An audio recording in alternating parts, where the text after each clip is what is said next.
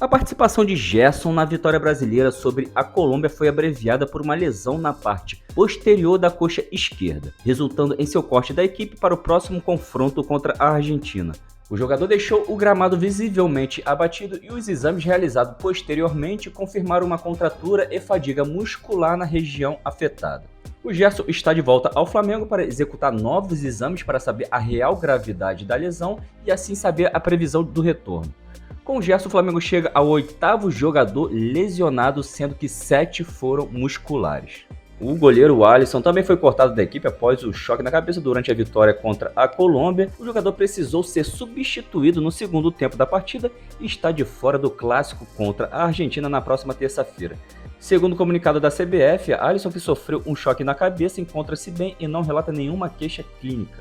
Porém, necessita seguir o protocolo de concussão da FIFA, que necessita do atleta ficar em observação por 72 horas depois da primeira observação e com isso o goleiro não terá tempo para ficar liberado até o próximo jogo. A segunda passagem de Rafinha pelo Curitiba, marcada por grande expectativa, pode ter um desfecho prematuro. A diretoria do clube paranaense planeja uma reunião com o jogador e seus representantes para discutir a rescisão do contrato conforme divulgado pelo portal.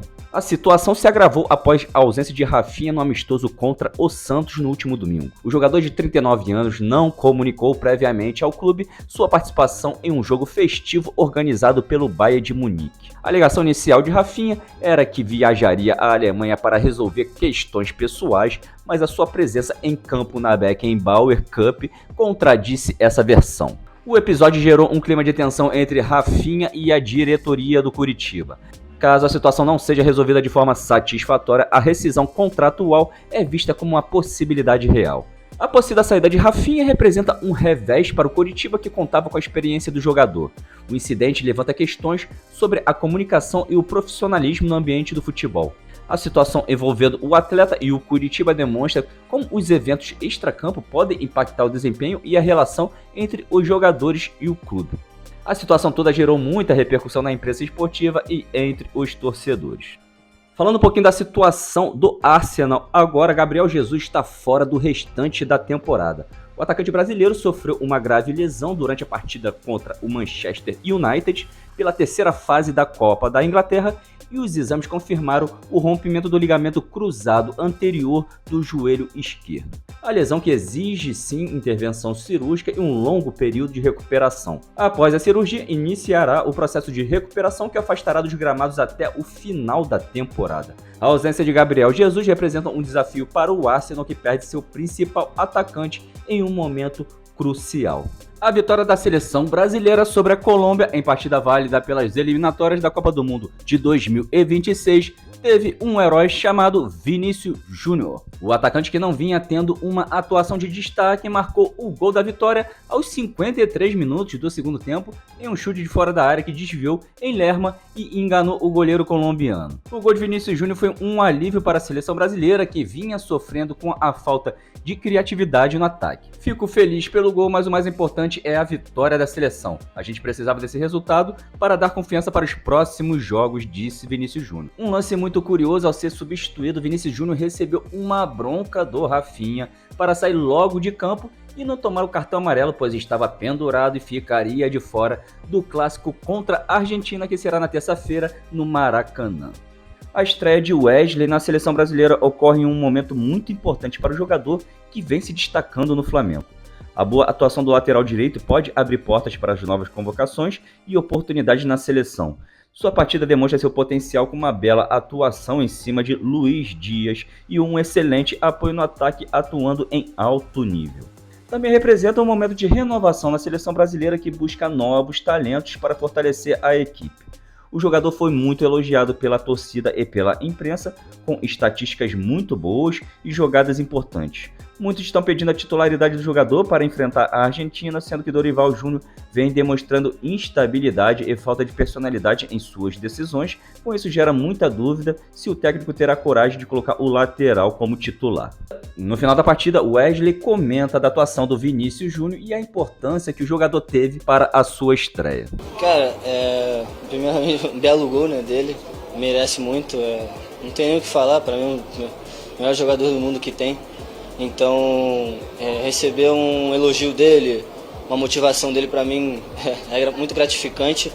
E eles sabem o peso que eles têm na palavra deles, falando para alguém que está chegando. Então, eles são jogadores de alto nível e chega um cara novo, igual eu, em primeira convocação, e ele sabendo que a palavra dele vai ajudar muito, isso não tem, como é que eu posso falar? Não tem, ele sabe o peso disso, então ele fala, ajuda, e isso motiva qualquer pessoa. Qualquer pessoa que vem para a seleção, for convocada, e os jogadores de alto nível falar alguma coisa, vai ajudar na confiança, e me ajudou. Falando um pouquinho da seleção da Argentina, a expectativa é grande para o clássico contra o Brasil, que terá desfalques importantes. Entre eles, a principal será de Lionel Messi, que se machucou na última partida. O camisa 10 sofreu uma lesão na coxa na vitória do Inter de Miami sobre o Atlanta United. Outro desfalque importante será do atacante Lautaro Martinez, que foi retirado da convocação para esta rodada dupla em março, devido a uma lesão muscular nos tendões da coxa e ainda não tem previsão de retorno. Quem também se machucou foi Paulo Dybala, que está com uma lesão no joelho esquerdo. No entanto, a gravidade ainda não foi constatada, mas seu corte da seleção foi confirmado.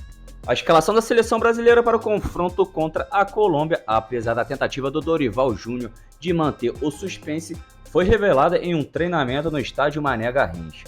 A atividade que ocorreu após a saída da imprensa confirmou a titularidade de João Pedro e a formação previamente especulada. Dorival Júnior dividiu o elenco para um treino em campo reduzido, onde a seguinte escalação foi observada: Alisson, Wanderson e Guilherme, Marquinhos e Magalhães, Bruno Guimarães, Gerson, Rodrigo e Rafinha, Vinícius Júnior e João Pedro. Devido à força física imposta pela zaga colombiana, Dorival optou pela estratégia de colocar o João Pedro, que tem uma estrutura corporal bem forte e assim poderá se impor contra o seu adversário.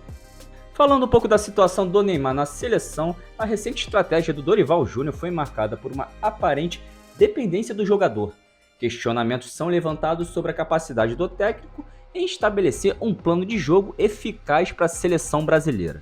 Sugere uma fragilidade na construção de uma equipe coesa e versátil. Dorival Júnior revelou que o planejamento para os jogos desta data FIFA foi inicialmente concebido com a expectativa do retorno do Neymar.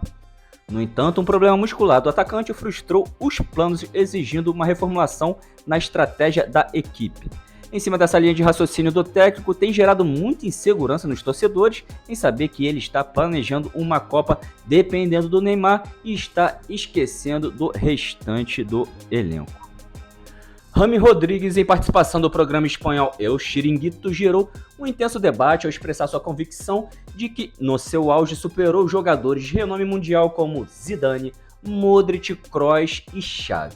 A declaração do meia colombiano desencadeou uma onda de reações e análises no cenário esportivo. Durante sua participação do programa, James Rodrigues abordou sua relação com Zidane, técnico do Real Madrid na época. O colombiano esclareceu que, apesar da falta de oportunidades em campo, não houve conflitos com o treinador francês. Após uma passagem aquém das expectativas pelo Rayo Vallecano da Espanha, busca revitalizar sua carreira no Clube León do México. O meia colombiano, aos 33 anos, faz parte do elenco do clube mexicano, onde tem buscado recuperar seu protagonismo. Disputou 11 partidas pelo time, marcou 2 gols e deu 5 assistências. Pessoal, muito obrigado pela companhia. Vamos sempre ficar de olho nos acontecimentos do futebol pelo mundo e vejo vocês nas próximas matérias.